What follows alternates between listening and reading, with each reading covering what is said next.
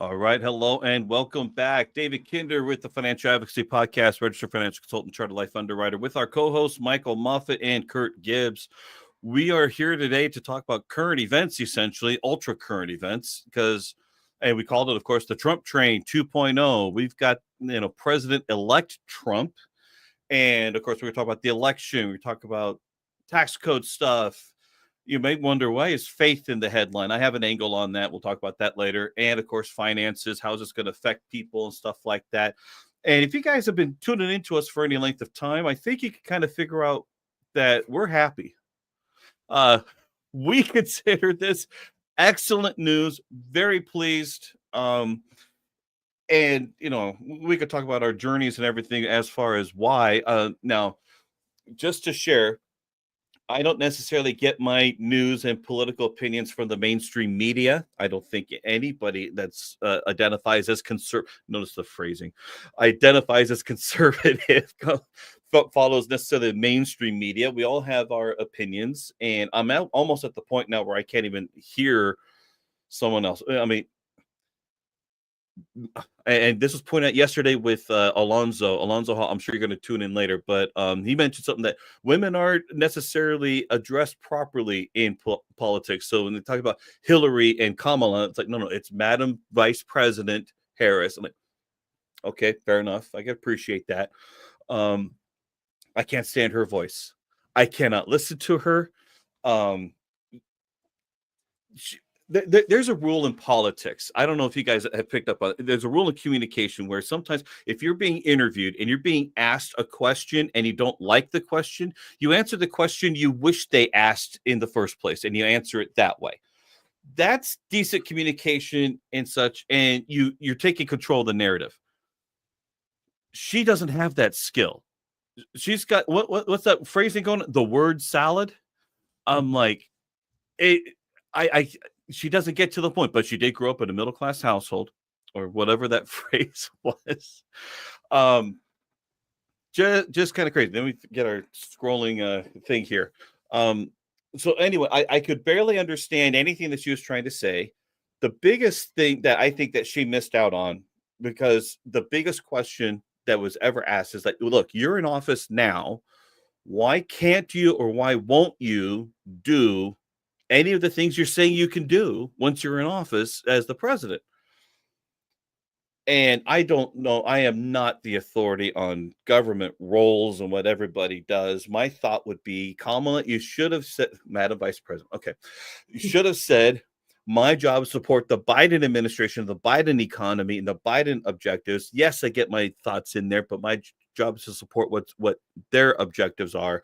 And I have my role in the Senate, and that's what she should have said. She should have come out ahead of that and saying, that's my role in this. Yes, I have an input, but no, I can't change everything. It's about this agenda. I wish you would have come on the offense on something like that. That would have made her more credible, a little bit more backbone, a little bit more spine into the things she's saying. The only thing I could think of that she had anything for an agenda was for women's rights. That's the only thing that, if anybody was going to say, I voted for Vice President Harris because of her stance on women's rights, okay, you could do that. By the way, everybody could tell this is a completely different tone of everything else we've ever talked about before. We're really not a political show. Obviously, politics does make a play in how we make decisions, and so we're just throwing all that out the window. We're just going to have a fun conversation and just talk about stuff. We're going to shoot the breeze. I don't want to mess up our sponsors and our ads here. I was going to say something else. So anyway, there's so much to unpack here, but I've been following Trump since he announced in 2015, came down the escalator, and he's saying all the things that I wanted someone to say. I'm like, really, Trump?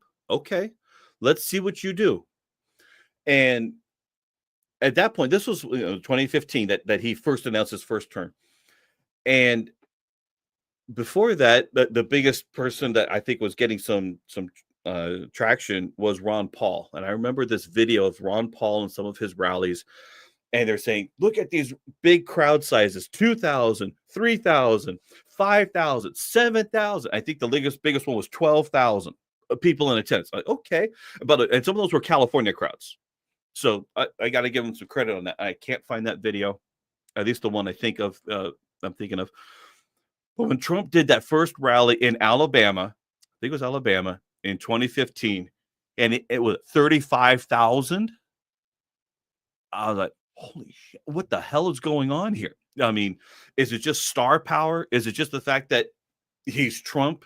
Couldn't figure it out, but he was saying the things that I wanted someone of the Republican Party to say and actually have a backbone and mean it. And so he came out swinging. If he had a bat, he would have had a bat, and he would have been swinging. He certainly counterpunched. That's his term. He loves doing that. Essentially beating everybody up and being the bull in the China shop. And of course, by the way, something I'm noticing. Well, I'm going to talk in circles. I'm going to talk about all this different stuff, but I'm noticing like Megyn Kelly, when she says China, she says it like that. She says China. And just that you got that from Trump. Why are we saying China differently than we ever did before? This is not a trend worth continuing. So anyway, my impressions of Trump have been direct from not the news media, but from actually watching the rallies, taking notes. What is the things he's saying? I do remember this. I wish I could find it. There's no way I can find it. I remember him three times during his first run. He actually was going to attack corporate-owned life insurance. He would say, I can't believe these companies can have put up all this money into life insurance, and we're going to tax that. And I remember thinking, I mean, again, it's 2016, early 2016. I'm thinking, NAFTA and AALU are probably going to have a word about that. He mentioned it 3 times, and after that, he never mentioned it again. I'm like, they got him. They had to make sure they understood what he was really trying to say. So anyway, guys, I've been talking for 8 minutes now. Come on.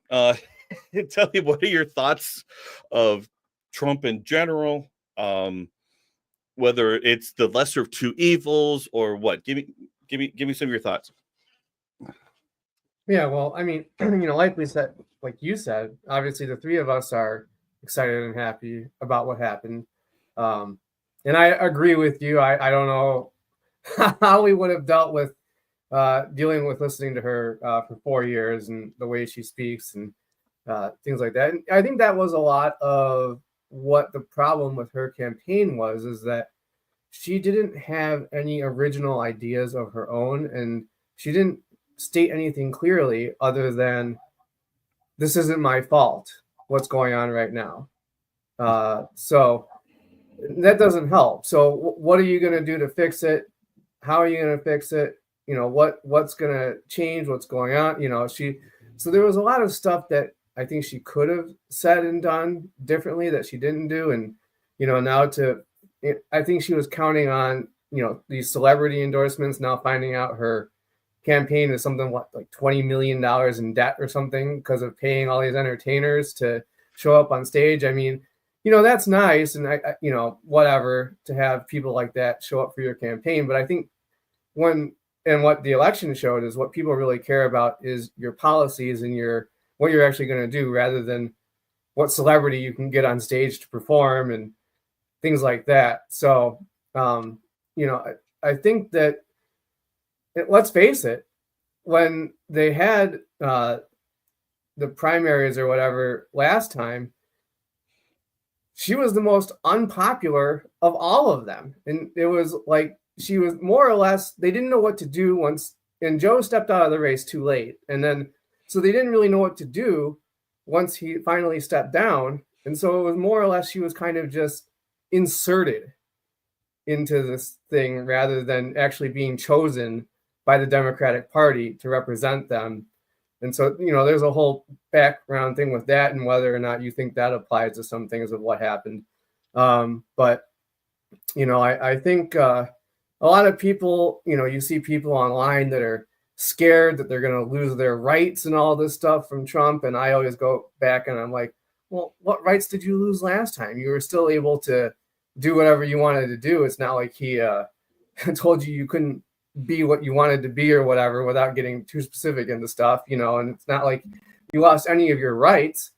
So I think there's a lot of fear mongering that's gone on with the news media and different things on the Trump side, and whether or not that's fair is another discussion. But I think that at least, so we have who we have now. We have Trump, and I think everybody needs to, quote Taylor Swift, calm down and give the guy a chance, right? I mean, he's president elect. There's nothing you can do about it now. So maybe let's all just calm down a little bit, see what's going to happen, and go on. And I think just since he's been elected, the market's at all-time highs. Bitcoin is trading at $90,000. It's up like 30 grand over the last couple of days or something like that. I mean, and he hasn't even taken office yet, and we've already seen things in the global front where, wars and different countries and stuff like that are kind of, backing off a little bit, and things seem to be settling down. So, let's stop with the fear mongering, and let's stop with all of this rhetoric, and let's see what actually happens instead of just, playing the I'm scared and my rights are going to be taken away card, which is just simply not true. So that's just some of my thoughts. Well, we'll talk about that. There's some more to unpack on that one. That's for sure. Kurt, what are your thoughts, my friend?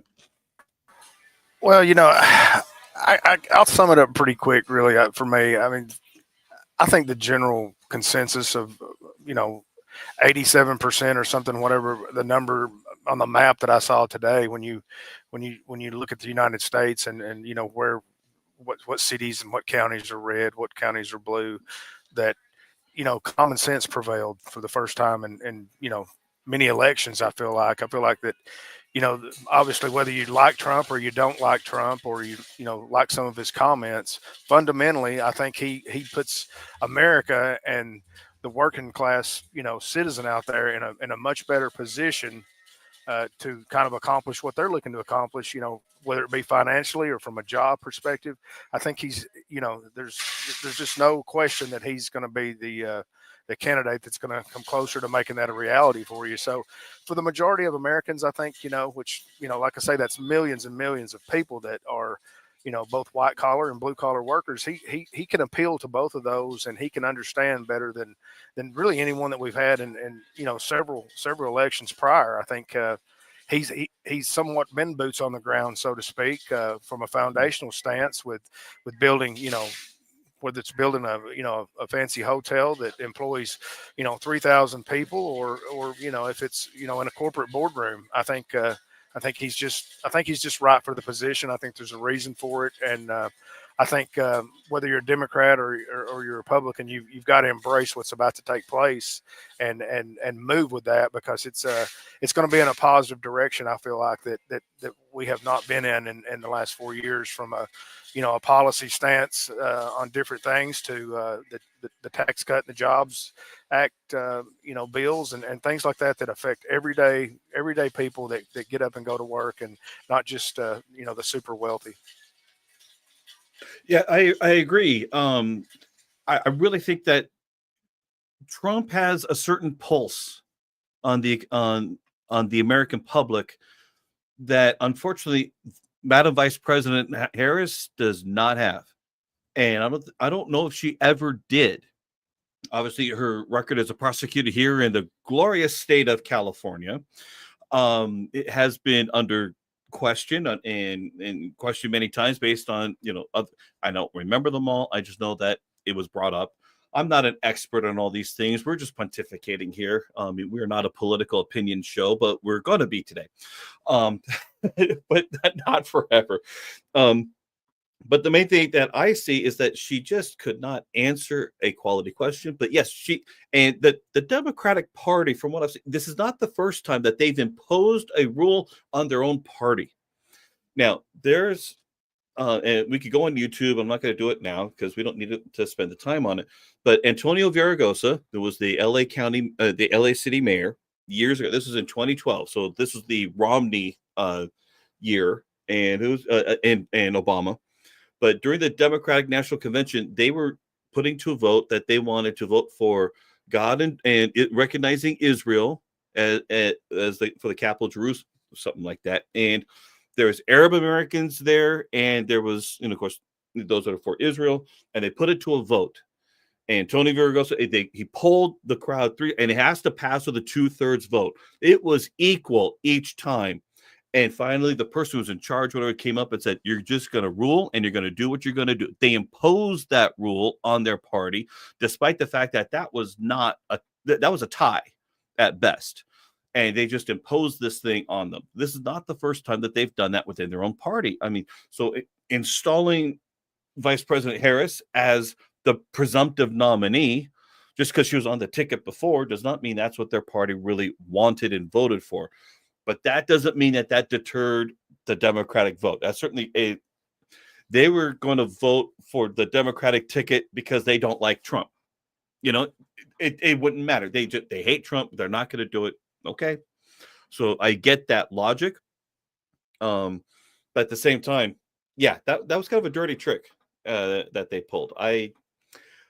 I would not want to be part of a party that would do that. But then the timing of that. Now, I just saw, I flip on TikTok and I'm scrolling through stuff and I'm watching where, President Biden was on the debate stage and he started talking about something about Social Security, Medicare, or whatever else. And then and something, and it's like, honestly, Trump had to address it. And I think he actually addressed it in a kind way, but being very pointed about it. I didn't understand a word that he said, and I don't think he understood either. Well, he did finally beat Medicare. We do know that. Beat it where? By the way, I think this is a joke I've been meaning to say, and yes, it's purely a joke. But finally, Trump beat 2 women, which is more than what Chuck Norris has ever done. I'm sorry, it's terrible. But anyway, so when I look back at that debate, you've got to look at this. Look at both sides of the coin. I think if you're Democrat or Republican, how can you, if you're a Democrat and you voted Democrat, because we've had some Democrats that have voted Republican. I mean, that's come out in the news in the last few days. How can you feel like that the last 4 years you were in a better place the prior 4 years?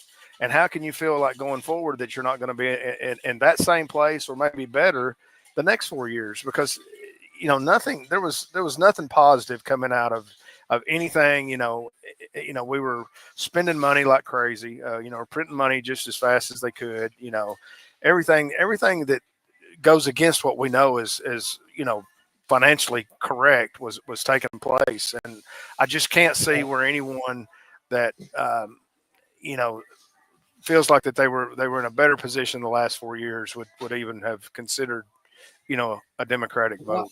A lot of the pushback with that too is that the stock market has or was at all-time highs under Biden. The issue here is that we've also had record inflation. So if you really track it out, the stock market's barely only kept up with inflation. And not only that, but if it wasn't for like 3 or 4 stocks like Nvidia and a handful of others, the market would have been down quite significantly actually over the last several years. So that's a good point, because I just saw something recently, and I may have just scrolled through and read this in the news, but I think we had a total of somewhere between 9 and maybe 13 stocks that have really, quote unquote, propped the market up, the last several years with inflated numbers. So it's not been great across the board. Right. And a lot of them are these tech companies, and especially AI companies have been propping the market up. So it's not like the economy has been under some major boom or, something like that with Biden. It just happens to be that this AI technology took off, and a lot of these tech companies that are surrounding that, they were continuously going up, especially Nvidia, because of the AI market and all the things behind that. So without that, you could always argue that, well, it was still up though, but without that, and nobody could have foreseen that necessarily, and what I find remarkable too is, this is, you got to really see the map to, you got to visualize this, but when you look at the United States of America and you look at how many people feel the same way we did as far as the demographics of it, I'm not talking about your core big cities, your David, your LAs or your Philadelphia PAs, but when you look at the map as a whole and you look how much of it was red this time, and then they did like an overlay of what the way that was back in 2020 and different things, there's not a huge difference in it, but there's a big difference in where it mattered most because of the vote count. So, the majority of Americans, like I say, it's a common sense thing. I think even from the Senate level to the House level, I think you're going to see, massive positive direction. I'll put it that way. And in everything that we do, it's going to affect everything. I think the majority of Americans feel a sigh of relief to think that, that, hey, some things are going to change, and they're not going to be the way they were, that we're going to see some positive change out of it. I know I've talked with a couple of people in the last, handful of days since the election that, just about their money in general, whether it be, qualified money in a 401k or, $100,000 in a brokerage account, they feel better about the position moving forward with where their dollars are at and what they're going to be doing, what's going to work for them. Yeah, and the only thing is that I want to be careful because the media keeps saying, well, it was a slam dunk. America has made their voice heard. And yes, it's true, but depending where you're at, it's not that big of a difference. So I'm going to share my screen here. I just pulled this up. This is Riverside County. This is where I am. This is voteinfo.net. And this is the update number 14. And so they're still counting votes and everything else just to make sure they certify this right.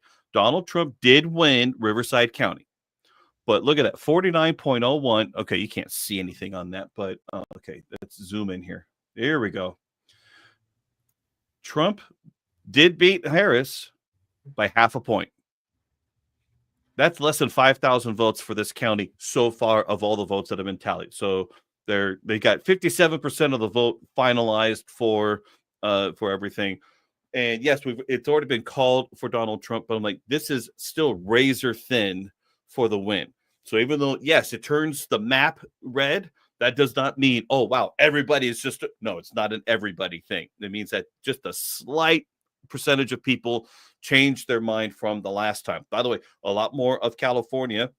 But let's point this out. I'm in California or Taxifornia, and Mike is in Illinois. That's another blue state, but Kurt is in the red state of Tennessee. So, we got the 3 different states being represented here. And the thing is that it was not a slam dunk. It was just that little bit of an edge. That's all we needed. But that doesn't mean that I would be saying, wow, America has spoken and they just hate. No, it's just a few people that made all the difference. And did you guys see the, what was it? The Joe Rogan podcast with Elon. Elon made this statement, and it's almost echoed by Trump. And I've got to apparently clarify this because I've had some people message me on this. Trump said, if you vote for me, you'll never have to vote again. And I'm like, and they thought, well, he's going to take over. He's going to become dictator in chief. He's going to, make sure we never have to vote again. He's going to take over the government and we're going to lose our freedom. No, that wasn't what he meant. And what he meant was that because of this election and the warning that Elon was sharing was that if we want to maintain a free election, this is the most important, more vital election we've ever seen based on the stakes. And Elon was saying that they're flying in illegal aliens. Let's call them what they are. Illegal alien invaders. It sounds like space invaders, right? But that's the legal term. Let's get this. A domestic citizen is a citizen. If you are foreign, you just happen to be technically it's outside the state, right? If we look at legal entities, it's that kind of thing. And if you're outside the country, it's alien. It's an alien entity. That's the same type of thing. We're not. Some people say we call them a human being. These are the legal terms. Let's get legal here a little bit. You learned that in insurance. You learned that in insurance class too. That's it. Yeah, we learned a lot of this stuff. And no, not politics. We learned enough about this terminology to make sure that we know the legal definitions of things. So we're talking about illegal alien invasion. They're being brought in. They're flown in. So they're not necessarily just crossing the border, the Mexican-United States border. They're being flown into Ohio. And I remember hearing that report. Now, whether it was true or not, because the mainstream media was pressing for it, right? Was that really true, or is that just a soundbite? They're talking about real, even though they didn't report it to their government, they're saying it's like, fine, whatever. But if that's why Ohio, I was trying to figure this out. Why Ohio? But when Elon said they're flying them in by the planes to make sure that they had the opportunity to vote, and who are they ingratiated to is the people that brought them in, right? So they were trying to sway the elections in this way. And all you need is 10 or 20,000. We just saw it here. We're within 5,000 votes of this count so far for president. Well, in Ohio was a swing state too. So if you fly enough people in, it's not gonna take large numbers necessarily to swing, like you just said, one state one way or another, especially if it's a swing state, like Ohio, Michigan. And if you can lock that in, you lock in that loyalty, and they're always there. If they were always the swing states, you're losing the true the spirit of democracy, because they're stacking the deck. That is the conspiracy. It certainly sounds true. I mean, I don't think Elon is much of a conspiracy guy. He's very much grounded in reality. There's nothing in it for him. What is it? He's a multi-billionaire. He has nothing to lose or gain by any of this. I mean, what's in reality, it doesn't really matter to him who's president or not. He's going to make billions of dollars anyway. So he has nothing and pay billions in taxes. Did you see the TikTok? He paid $10 billion of taxes to the IRS. And he said, I wish they would have just sent him like a trophy or something. I mean, just some kind of acknowledgement. That would have been great and hilarious, and that would be something I would be proud of. In fact, by the way, as a sales tip, Joe Gandolfo, who the book is right here. He How to Make Big Money Selling. So this is an insurance sales tip. He had to write in 1975, I think it was a $2.2 million income tax check. And he got it, and he made sure that the check went through. He got it back. He laminated and framed that baby. And he said, if you think I don't understand tax problems, this was the check that cleared the IRS. I understand tax problems. I know how to help you. That was such a great tip on that. I'm like, that's brilliant. So I would have that as a sign of pride, and then use it to say, I can help you. Just amazing. But go ahead. Yeah, go ahead. No, I was just going to say, kind of switching gears a little bit, but where do you think people, in your opinion, I mean, we all have our opinion about, how much or how little someone in office, affects your money, so to speak. But where do you think people's mindset and their frame of mind is, with the reality, starting to sink in that, we're going to have a new administration in January, and, how do you think people feel in general about, how safe their money is? Mike mentioned Bitcoin. I mean, are we going to have people, chasing the Bitcoin, run, or you think people are going to kind of settle back into a more traditional good feeling of, my 401k is going to go up, it's going to go down some, but I feel better about it now than I did, 2 months ago or 2 years ago. Where do you think people fall, with that situation? That's such a good question, and really that opens up to a lot of other points. So first, let's look at how the market responded, because the day that Trump was elected, that once that was finalized, and once the mainstream media, because Fox was the first one to declare it, so, and of course Fox doesn't count, so they wait for everybody else to finally declare it. And the stock market rose. I don't know how many points it was, but it should. But why did the stock market rise? First of all, what was Trump good for? It's good for predictability of the current Tax Cuts and Jobs Act, right? Trump has every reason to keep that current law and extend it. So what is the market like? It does not like uncertainty. It likes things to be the same. So we're going to count on Trump is going to keep that at least currently as it is, if not make it better. Hopefully he'll make it better in a smart way. I am concerned about him introducing tax cuts before we have more revenues. I don't want to increase debt. I want to increase revenues, and then you do tax cuts. That's the proper order, the way anybody should be doing their budget. The other part is that world leaders. Now, I love my daughter. Hi, Rebecca. My daughter was voting for the other side. That's okay. I still love you. And the thing for her is that she's quoting some other TikTok saying the rest of the world is laughing at us. We're looking at the headlines of the people that are saying we're going to call a ceasefire. We're ready to sit down with Trump to negotiate war. And we've got Putin, we've got Zelensky, we've got Hamas, we've got Israel, and he hasn't even taken office yet. Basically, they know Daddy's come home, and Daddy's going to whip this house into shape. That's the message that's coming through now. At the same time, let's get to some fundamentals of both parties. I think, according to me, the Republican Party is far more about principles and far more about policy. We're more about the way things should be. We're talking about treating everybody the best way that we should. Whereas the Democratic Party seems to be far more concerned about how you feel and feelings and stuff like that. We are not a feelings-based party, the GOP. We do want everybody to have the same opportunities, but we're not going to cater and kowtow to your feelings. And yet they're so concerned about offending everybody. And so was it this morning? Yeah, this morning on TikTok. I'm on there too much. I admit it. I probably need to go to a TikTok Anonymous group. But then again, Anonymous doesn't help much. But there's two teachers. One out in I forgot, Chino Valley High School, I think it was. That teacher's been put on administrative leave. Another one here in Moreno Valley High, because they got triggered. The teachers got triggered because a student, I think both of them brought it at different schools, MAGA gear of whatever kind it was, and the teachers went on a tirade. And of course, it was recorded. And because of that, they're now on administrative leave because the teachers couldn't figure out how to keep their feelings out of it. Now, from my own experience, I am not a college graduate teacher of any kind. I did teach Cub Scouts back from 2011 to 2017.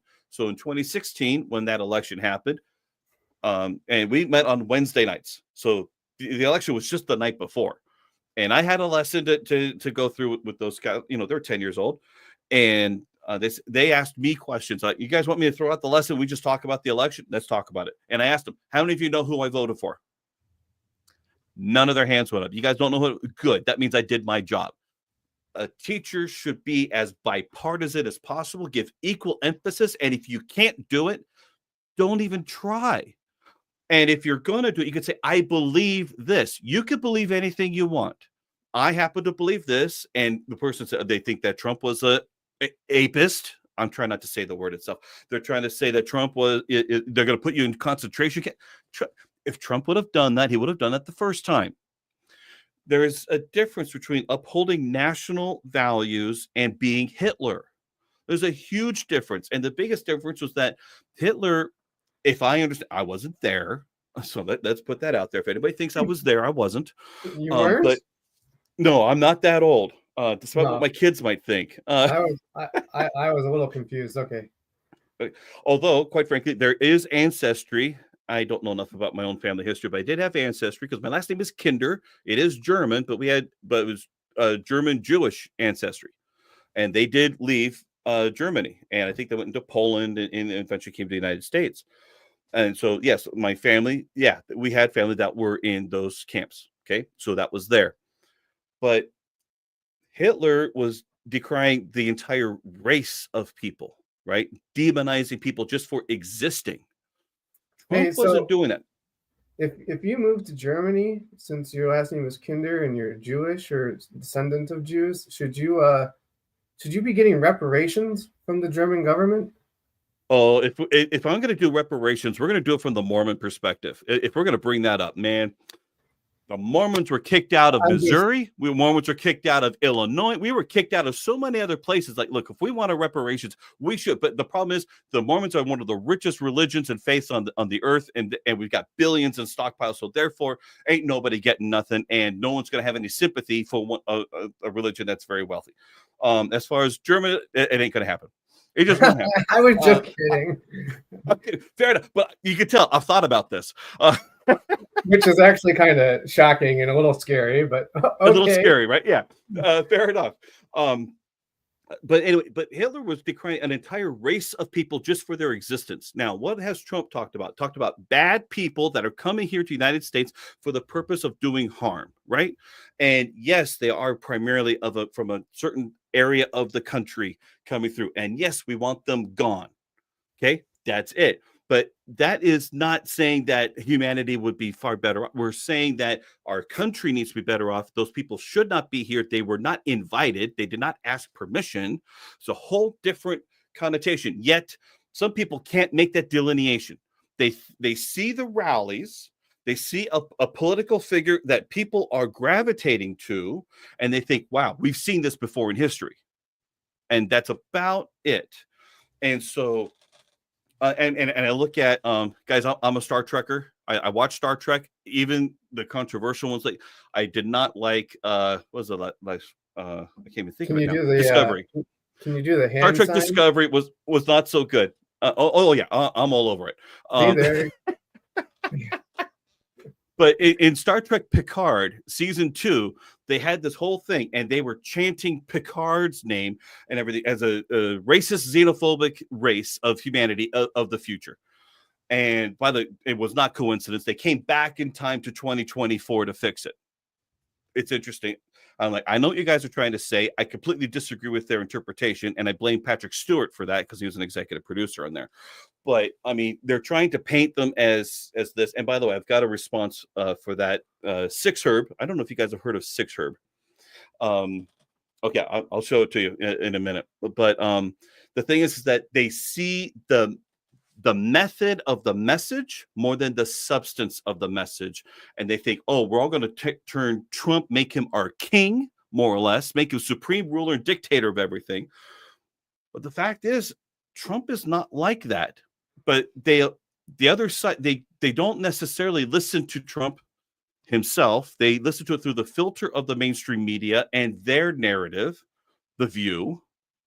I don't know how but I'm so turned off to all that other stuff. I'm like, I can't do that. I got to go straight to the source. That's where I'm at. In fact, even for financial services, I go straight to the source. I go straight to the tax code on stuff. I don't just quote someone else's article. I don't just quote someone else's interpretation. I go straight to the source wherever I can. It shows far more attention to details. And due diligence. Okay, I like to think so. Thank you. So let me first bring up, and we got some to come. Hey, Alonzo, live long and prosper. Appreciate you, brother. I'm going to share with you. Okay, Dennis Prager. You guys heard of him? Yeah. Yeah. Okay, sure. Okay. Dennis Prager, he has been, I don't know if he's on the air anymore or not. I simply don't know, but he's one of the most logical thinking, conservative voices out there. And I like the logic that he takes, which is far more measured than, let's say, Rush Limbaugh. And of course, Rush Limbaugh died about 4 years ago. But the thing is that he created this term, Six Herb, and I'm going to make this bigger so everybody can see it here. And so this is a paragraph from If You're Not a Leftist, Why You're Voting Democrat. And he says, this is why nearly all Democratic and leftist reactions to conservatives and Republicans are to avoid argument. Remember, on the issues, the left has few supporters and smear them as Six Herb. My acronym for sexist, intolerant, xenophobic, homophobic, Islamophobic, racist, bigoted. It's almost impossible to come up with the name of a leading conservative whom the dominant media have not dismissed as one or more of Six Herb, and usually as a buffoon as well. This obviously serves the left and the Democratic Party in many ways, but most important is to keep non-leftists in fear of anyone who opposes the left. In effect, the left says, and has been saying for 100 years, you may not agree with us, but our opponents are evil. I'm like, once you understand the playbook, to me, what that basically says is you try to smear with one of those, I win because now you're down to name calling. And that's your playbook. And there's no reason to engage further in that dialogue. That's it. You won. Not you win, but it's more like I won because you went down to name calling. Yeah, and if you watch any of these little clips on YouTube or TikTok or anything, when people go and ask Democrats why they're voting for Kamala, and they can't really give any logical response other than she's not Trump.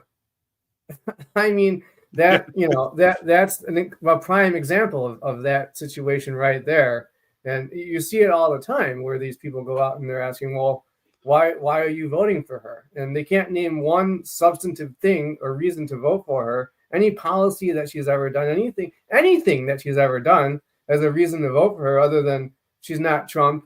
And they go into the six her thing or whatever it is. She's not a sexist, homophobic, Islamic phobic, whatever, all those things. I mean, they go into all that stuff, but there's no real substance behind that. And like you said, once you start going down that level and just start calling somebody, you've lost the argument. You've already lost the argument.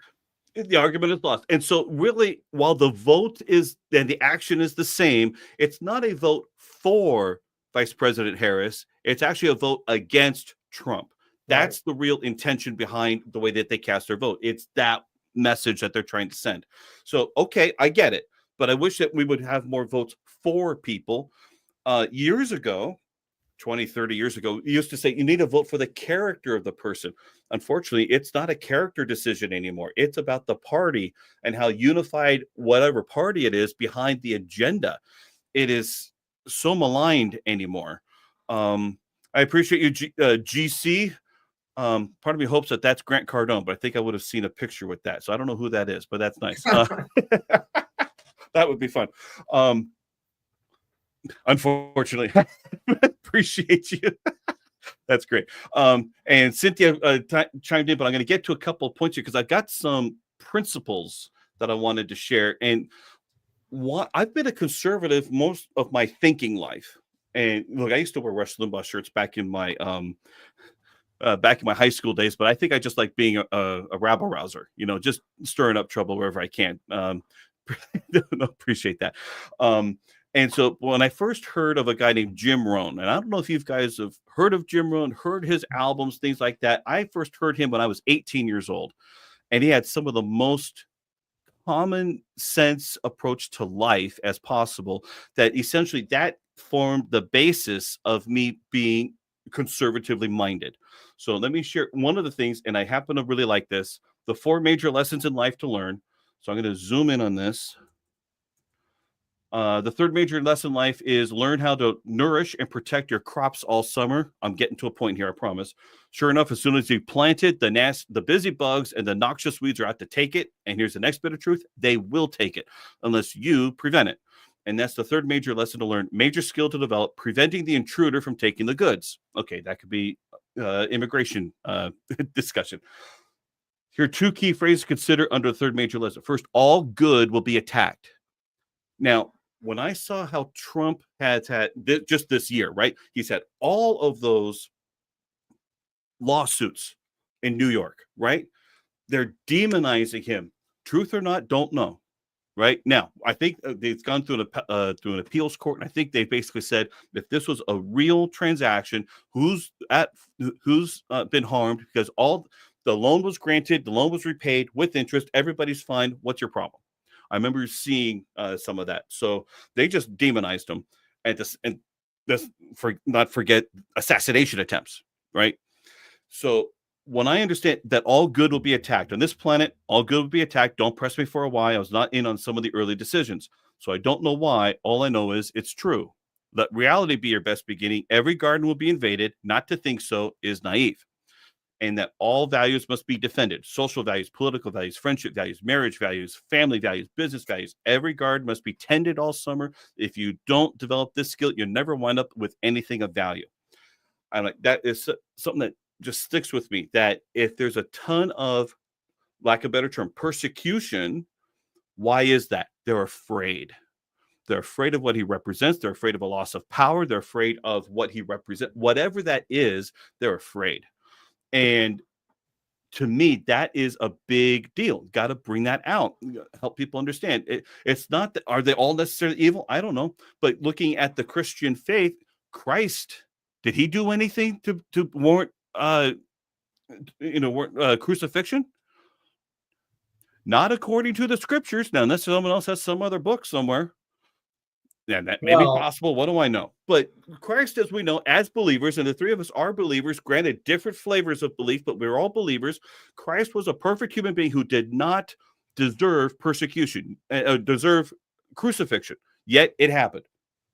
And Well, there's other people of different faiths that have become martyrs, good, evil, or indifferent, but people have become martyrs to their cause under the same premise. Go ahead. He did when he was being questioned at the end there, they kind of pressed him about if he considered himself God or to be equal with God, and he did not deny it. And so that's one reason why the Jews felt that they could crucify him or execute him, because he was claiming basically to be God.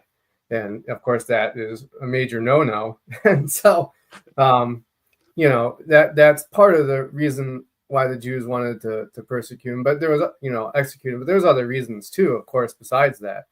But yeah, I mean, as far as the Jews are concerned, that gave them a reason to do it. But as far as, politically or any crime that he had committed, no, I mean, he was completely innocent, of course. So, right. But yeah. So yeah, and if I'm remembering my scriptures right, and I'm not a gospel scholar, but it went through to Pilate. Art thou king of the Jews? Thou sayest. I think that's actually the phrase used in the scriptures. So look, those are the things that are there. Now, since we happen to be on a spirituality thing, now, anybody that doesn't know me very well, I am LDS, Mormon, Church of Jesus Christ Latter-day Saints. I'm going to share with you an interesting scripture. I'm not telling you to believe it. I'm not preaching or anything. You're just going to find this interesting. This is Book of Mormon scripture that's based on the American continent from however many eons ago. Okay, about, 2,000 years, whatever it was. And the similarities are just amazing. And we believe that the Book of Mormon is scripture for us in a new modern day for this day. This is Ether in chapter 10, verses 9 through 12. Get this. And it came to pass after the space of many years, Morianton, the name really doesn't matter, gathered together an army of outcasts or deplorables, and went forth and gave battle unto the people. And he gained power over many cities, and the war became exceedingly sore and did last for the space of many years. And he did gain power over all the land and did establish himself king over all the land. Wow, that's just amazing right there. I'm not done yet. And after he had established himself king, he did ease the burden of the people, by which he did gain favor in the eyes of the people, and they did anoint him to be their king. Damn, this is good. Now, this is really good. And he did do justice unto the people, but not unto himself because of his many whoredoms. Wherefore he was cut off from the presence of the Lord. And it came to pass that Morianton built up many cities, and the people became exceedingly rich under his reign, both in buildings and in gold and silver and raising grain and in flocks and herds and such things which had been restored unto them. Oh my gosh, isn't that interesting? I'm not telling you to believe it. I'm just saying, wow, that's pretty good. So, and by the way, the church has not come out saying that this is my interpretation of it. I'm not saying the church believes that or saying that this is Trump. I'm not saying anything like that. I'm just saying, isn't that interesting? That's all I'm saying about that. It seems to describe Trump pretty well. Now, let's talk Trump and Christianity, by the way. Up until the Joe Rogan podcast with Eric Trump, I believe, because it felt so insecure. Look, Trump is a very sincere, authentic person. He has no filter, which I like and hate all at the same time. I think the vast majority of American people feel the same way. He has no filter sometimes when he tweets, or X's. That's a funny acronym anyway because of how many XYs he has. But the thing is that the guy being as wealthy and powerful for what he does, he doesn't need to have a filter. Everybody kowtows to him. He doesn't need to, massage his words and things. Yet he did, or he does it at times. But whenever he would address Christianity and such, it felt so fake. I have to admit that it felt so insincere. I felt like he was always playing to the crowd. So again, we're hiring him to do a job. We're not hiring him as Messiah. We're not hiring him as prophet. We're not hiring him as pastor. I wanted him to do the job. And I don't mind him championing the cause of Christianity. I just didn't believe him because he doesn't have that kind of humility with it. Now, Joe Rogan had Eric. No, it wasn't Joe Rogan. It was Patrick Bet David.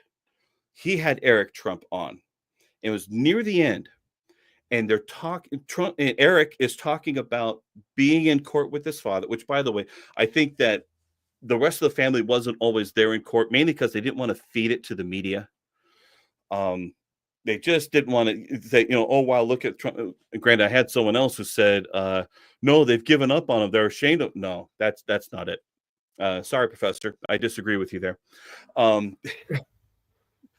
And so what it was is that, but during some of those times, Eric said, you know what, even during those dark times, they felt that there was a spirit that was looking out for them. They felt that there would be a light at the end of this tunnel. They felt like they were being guided. I was like, okay, that's the first time I felt that you guys have any kind of spiritual awareness. And I appreciated that. It's very rare to see. And quite frankly, when you're out attacking in your campaigning, it's hard to then show humility. I don't know if Trump has ever felt or displayed any kind of humility that we as a Christian brotherhood would normally recognize. I think things may have changed since Trump's assassination attempt. I think that first week or so, he was a little shaken up for as much as Trump will be shaken up, right? I mean, he's still going strong, but there was a change there. And all the things to make sure that he wasn't shot. I mean, miraculous right there. Now, by the way, when we say that we praise God that he was saved, you're going to have the atheist crowd that says, well, if God could save Trump, why can't he save the starving children? Why can't it, and all this stuff? It's really more of a manifestation that we believe there's things outside of our control. And it's a manifestation of it. We'd rather give glory to God than say that we are boasting of ourselves. It's more of a reflection of how we are. It's not, I'm not going to say God made it all happen, because I'm going to bring in a little bit of Star Trek here. I wasn't planning on this, but Star Trek practices the prime directive, non-interference. And in a way, I think God does some of that too. I would rather praise God for blessings in my life than not. Does he always do everything? I'm not going to say so. Then again, the devil doesn't cause all of my problems either. I think some people give the devil too much credit. A little bit of a soapbox there. But anyway. Sometimes you just create your own problems. Oh yeah. Oh, I'm too dumb to create all the problems I've created for myself.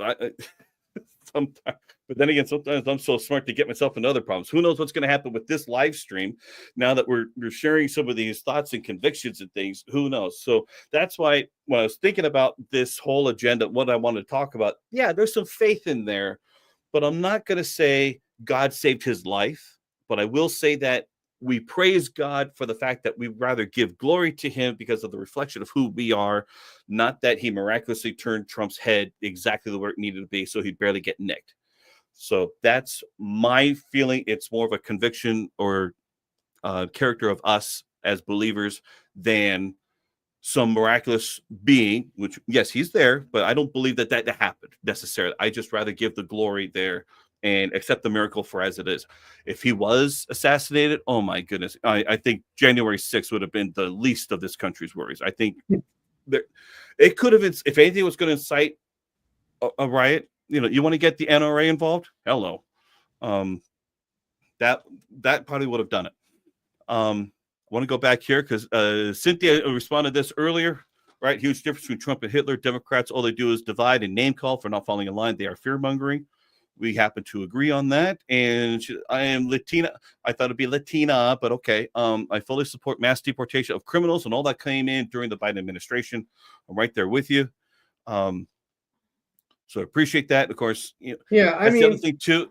And I think, yeah, if we're going to touch on that. So with this mass deportation stuff, as far as I'm aware, I don't foresee a world where they're going to, and this would create a lot of problems if this actually happened, and then we might have even bigger problems. But I don't see a world where they're going to go and, declare martial law or something like that and go house to house, like Nazi Germany or something, and say papers, and see who's here legally or not. I don't think something like that's going to happen. But you know what? If you're here at this point, or once he takes office and you're trying to cross the border illegally, or you're committing crimes, or you're doing things like that, yeah, I think then that's going to be the bigger problem, and you're going to find your way out of this country faster than you did before. So, I think that that's a lot of fear mongering. I don't think that anybody's going to be going house to house looking for illegals or anything like that.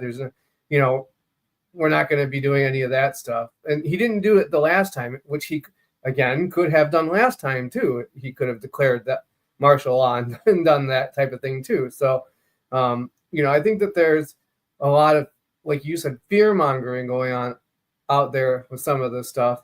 And, if you're a criminal and you're here illegally, that's where the real issue is going to be. But anybody that is, working a job and is, providing and stuff like that, generally speaking, I think that those people aren't going to have as much of an issue. But if you're here illegally or you're crossing the border illegally once Trump takes office, or you're a criminal, then that is where probably the line will be drawn. That's just my opinion. You're welcome to your own.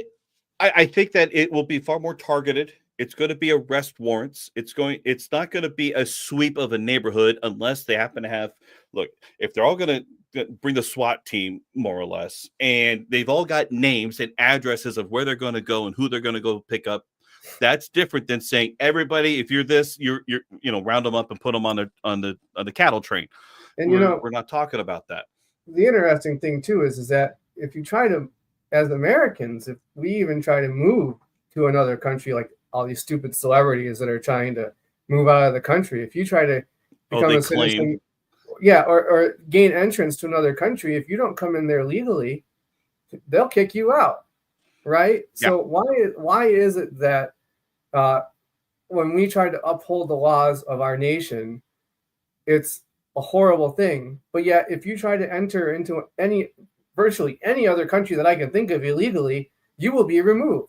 But for some reason, if you come in here, the liberals seem to think that that's okay. I don't get that. I mean, you're literally breaking the laws of the country.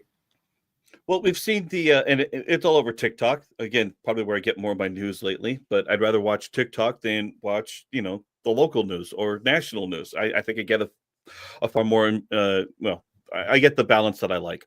Anyway, but you get AOC questioning Tom Homan, right? He's the new border czar. But back then when he was under trial or whatever it was, a hearing, whatever it was, AOC is saying people who are coming here legally for asylum. And he basically says right back, there's a way and a process to ask for asylum, and you go through the proper channels. That's how it is. Otherwise, you're in violation of section whatever he quoted. Yeah. I don't doubt that. By the way, he is the new border czar. He's going to take over for Vice President Harris, who was supposed to take care of our borders before, who basically didn't. And why is they take on this distorted view of the facts? And I think that ends up being a common thing or theme, that they want to distort the facts to fit the narrative they want to make them feel better about it. Remember, it's the party of feelings. So let's bring all these people. Yes, they're in a troubled situation there. Unfortunately, they can't fix their own government wherever they're coming from. So let's bring them in here, and they'll be forever grateful to us, and let's make sure we register them to vote. And that's how they're looking to change the tides of things. And that's why when Trump said, and Elon basically said, this is the most important freedom-preserving vote you can cast, that's what they were meaning, not that they're going to take over everything. Real quick, by the way, the blue state governors are also sounding the rallying cry. They want to Trump-proof the state. And yet, even here in California, we just passed a Proposition 36.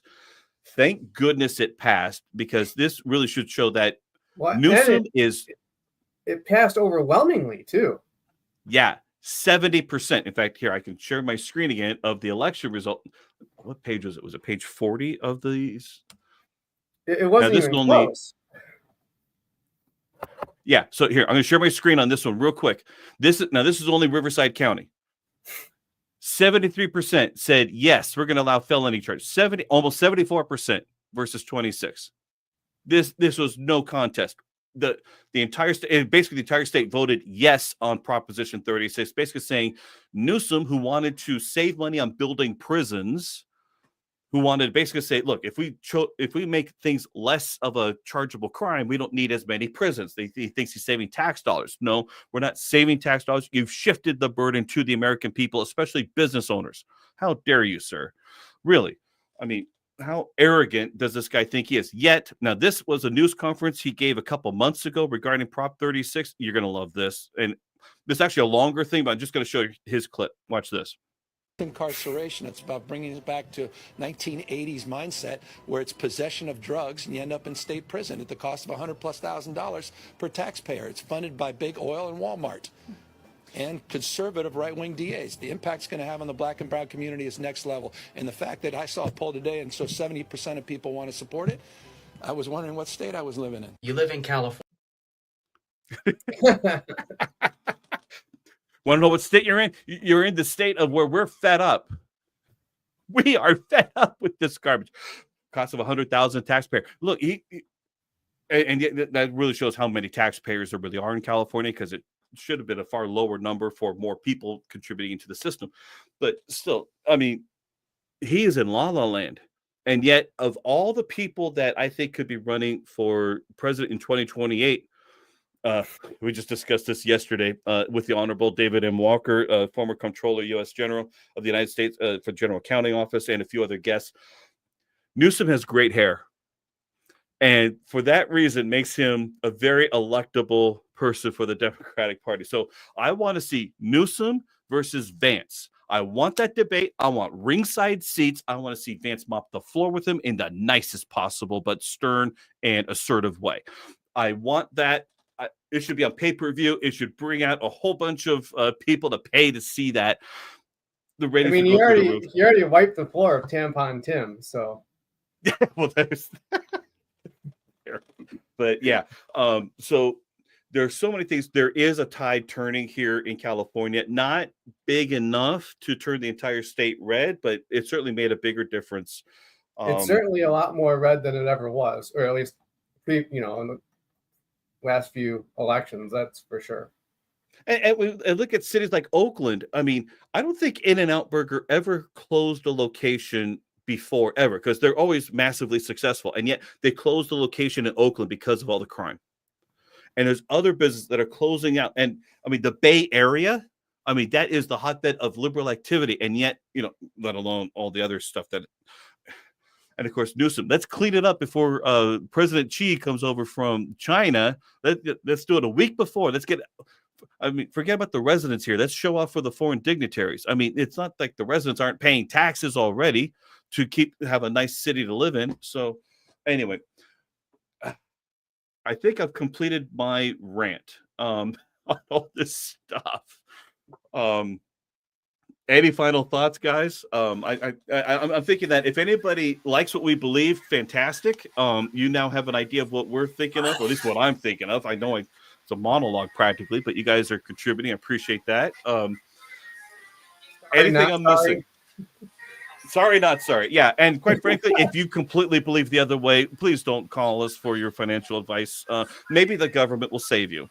I am not a believer of that, but hey, we're getting it out there. You're getting the unfiltered version of us, other than, holding back some things because I don't want to get demonetized. But still, what are your thoughts, gentlemen? I think I'm done. I just think, there's one consistent thing, whether it's, election results or not. The consistent thing is that what we advocate for is still in place, and that's not going to change with any perspective. You look at it from a political stance. Just keep fighting the good fight and advocating for what's in your client's best interest, and get them as tax exempt as you possibly can. Oh, that brings up a whole nother topic, my friend. I've got to bring this up. Yeah, have you guys ever seen the Green Book for the U.S. Treasury? No. This isn't well known in financial services, but I was bringing this up, and I marked this thing up. This was for 2025. Let me go through this real quick, because this was a lot of the things. Okay. And all I got to do is go through the table of contents, which is the best part. So this is the Biden General Administration fiscal year 2025 revenue proposals. So they wanted to raise the corporate income tax rate to 28%, increase the excise tax rate for repurchasing corporate stocks and close loopholes. Like, okay. Tax corporate distributions as dividends. Dividends meaning double taxation. That could be an issue. Let's limit losses recognized in liquidation transactions. So that means that if you would normally have a full loss, they're going to limit how much you can deduct, hopefully with carryover provisions, but I'm not going to anticipate that. Well, and imagine if they had actually gotten elected and they would have pushed this thing through about taxing unrealized capital gains. Oh yeah, that's the Senator Ron Wyden treat wealth like wages proposal, but some of that would have been in here. So impose digital asset mining energy excise tax. Here's the fun part. Apply the net investment income tax. That's the other way of saying the Affordable Care Act tax through pass-through business income of high-income taxpayers. So we're going to make that even higher. Increase the net investment income tax rate and additional Medicare tax rate for high-income taxpayers. That's what we know known as IRMA. So we're going to make that even higher. Probably lower the bracket. The threshold. So the thresholds, and then increase the costs over there. Increase the top marginal income tax rate for high income earners. So they're going to, do what they said they were going to do. Everybody earning over 400,000, you're going to pay more. Prevent excess accumulations by high income taxpayers in tax favored retirement accounts and make other reforms, which basically means if you make a lot of money, this is the Mitt Romney thing. If you make too much money, you can't have so much in a qualified retirement plan. And I remember Mitt Romney saying that he had, I forgot how many millions in a Roth IRA. They're like, people shouldn't be able to be accumulating that much wealth in these plans. They're cheating the system. Well, we could do the math on that. They're not really cheating it, but still. Scrolling down further, expand pro rata interest expense disallowance for business-owned life insurance. Modify rules for insurance products that fail the statutory definition of a life insurance contract. So you thought it was a MEC before, they're going to modify them again. Limit tax benefits for private placement life insurance and similar contracts. Correct. Whoop. I just fast forwarded to a whole bunch of things here. Let me go back. There it is. Yeah, I was over here. Yep, Okay. here, Limit yep. tax benefits for private placement life insurance, similar contracts. Correct drafting errors in the taxation of insurance companies under the Tax Cuts and Jobs Act of 2017. Because remember, they made that part of it. They made the 7702 rules better. They want to correct drafting errors. What they want to do is shore it up a little bit and remove some of those benefits. Was there anything else? I think that's kind of it that directly affects. Obviously, there's a whole 238 pages of all kinds of stuff. Here that would have been proposed. Yeah. And some of the stuff was carryover from prior years, but this is public. This is on treasury.gov, policy issues, tax policy, revenue proposals. So this is all public information. I downloaded the past few, but I don't think I need them anymore. We'll see what the next administration is going to propose. The committees might try to pass these things through, but I would hope that through Trump and the new administration, they'll be like, we're going to do things our way. We're not listening to your past stuff. We're going to reinvent this thing. They still need to shore up revenues, but hopefully the biggest thing. I want that Keystone Pipeline finished and started. However that works, that's the biggest thing, and because they were ready to pull the trigger and get it going, and yet, got a new change administration and they shut it down. So we'll see, but. Yeah, at least we're going to have some semblance of continuity of more of the same in terms of revenue proposals and things. I still think Trump's a little dangerous with some of his tax cuts, but if we have more revenues coming in and then the tax cuts, great. I'm all for that. We just got to put it in the proper order. And there's no reason to rush through it in the first year. Trump put his thing through the first year last time for the 2017 Tax Cuts and Jobs Act. There's no reason to rush through this. Take it to maybe the second year. Because remember, the senators and representatives, they're elected every 6 years. So we're going to have another bigger election, not a presidential election, but a mid-year election. Who knows who's going to win and whether that'll affect the balance, the representatives in the House and how many on each side in the Senate. So maybe you should wait for the second year. Let's get the drilling going the first year. The second year, we'll figure out tax cuts. But I wouldn't wait till the third and fourth year because you don't know who's going to be there. So who knows? All right. that's my political thoughts off the top of my head. I think we covered our topic: Trump chain, election, tax code, faith, and finance. We covered it. I think we did our thing here. Any other thoughts here? Nope. Just like I said before, everybody, you need to just Done. calm down. Just calm down. It's going to be okay. Nobody is going to lose their rights. Nobody is going to come and take your whatever right it is that you're upset about away. It's going to be okay. The economy is going to be fine. We're going to maybe, hopefully he comes through with all this stuff and we get no tax on tips and we bring the taxes down some other ways. And, overall, I think it's going to be a good thing. And, we never touched on the, abortion issue and all that stuff either. But, that's Trump has nothing to do with that. It's a state issue. If you want to, if you're concerned about that, go to the state level. That's where it always belonged. It never belonged into the federal government's hands. So you're not going to, lose the right to kill your baby. Don't worry. You'll still be able to do that if you want. But, everybody just needs to settle down and let's see how things go and not panic and push, that panic button. And it's going to be, he was already president once, right? So it's not like anything majorly different is going to happen from the first time. So. Yeah, the only thing that's different is that he personally doesn't have to care for re-election, but the way that he chose J.D. Vance, but I saw the interview with Tucker Carlson with Don Trump Jr. And apparently Don Trump Jr. was the one that recommended J.D. Vance, and I was really surprised when he chose Vance because nobody had ever really thought of him, and in fact, the funny thing is that. He was a never Trumper. Right. Yeah. To begin with, he was a never Trumper. And, but he chose him anyway. And now I think Vance is a great guy. I wasn't sure about him at first, but I like him now. And, he has common sense. He's a great debater. He seems to be very bright and intelligent. And he just seems like the kind of guy that wants to get stuff done, for lack of a better word. He's the iron fist in a velvet glove. There you go. And that's it right there.